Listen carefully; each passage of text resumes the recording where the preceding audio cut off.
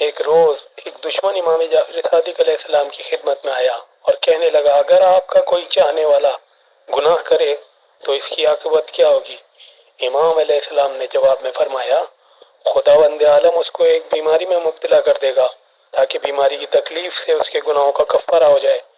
اس شخص نے دوبارہ پوچھا، اگر وہ بیمار نہ ہوا تو پھر؟ امام نے فرمایا، پروردگار عالم ایک برا پڑوسی اس کو دے گا تاکہ اس کو تکلیف پہنچائے، اور پڑوسی کا یہ آزار و تکلیف اس کے گناہوں کا کفارہ قرار پائے گا۔ وہ آدمی بولا، اگر برا پڑوسی بھی اس کو نہ ملا تب؟ امام عالی مقام نے فرمایا، اللہ اس کو برا دوست عطا فرمائے گا تاکہ وہ اسے تکلیف پہنچائے اور وہ تکلیف اس کے گناہوں کا کفارہ ہو۔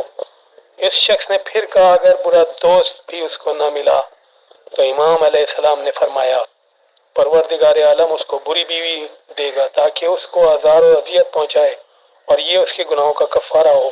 اس شخص نے پھر سوال کیا کہ اگر بری بیوی بھی اس کو نہ ملی تب؟ امام نے فرمایا، حق تعالی موت سے پہلے اس کو توبہ کی توفیق عنایت فرمائے گا۔ اس آدمی نے بغض و عناد کے باعث پھر کہا کہ اگر موت سے پہلے توبہ نہ کر سکا تو؟ امام عالی مقام نے ارشاد فرمایا، تیری آنکھوں میں خاک، ہم اس کی شفاعت کریں، ہم اس کی شفاعت کریں گے، ہم اس کی شفاعت کریں گے، ہم اس کی شفاعت کریں گے، ہم اس کی شفاعت کریں گے، ہم اس کی شفاعت کریں گے، ہم اس کی شفاعت کریں گے۔